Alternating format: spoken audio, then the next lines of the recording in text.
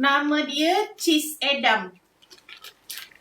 Harga dia mahal sikit lah. Tapi kalau korang tak jumpa cheese Edam ni, korang boleh guna cheddar cheese je, tak ada masalah.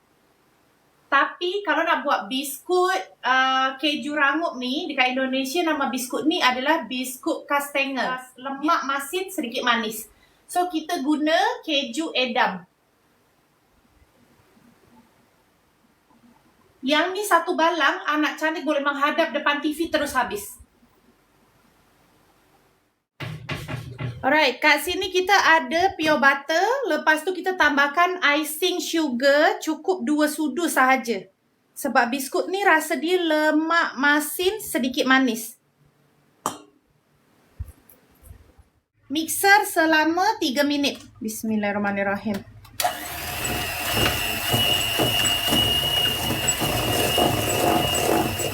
Telur guna sepenuhnya ya, bukan kuning sahaja.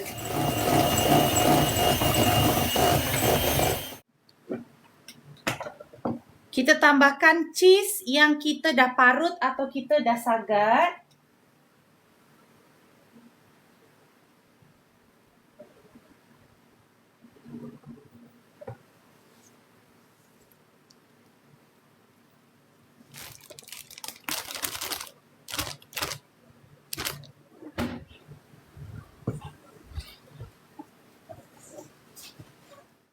Bila dough dah tak melekat dekat tangan, kita dah boleh terap dia lah. Untuk sapuan atas, Cantik hanya letak fresh milk dengan kuning telur sahaja.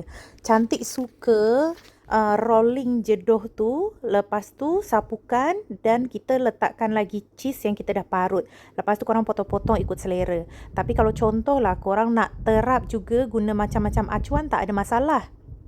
Tapi pada Cantik leceh sikit sebab nanti kita tetap juga kena sapukan telur satu-satu, letak lagi cheese satu-satu. So pada Cantik cara macam ni lebih simple. Okey, bila dah kita dah boleh bakar, suhu berapa bakar tu korang boleh cek lagi di resipi awal. Inilah hasilnya, rangup dan tak manis-manis tu ada dekat ujung lidah saja. Confirm anak beranak suka. Jangan tak buat ya, Cantik dah kongsi resipi. Selamat mencuba.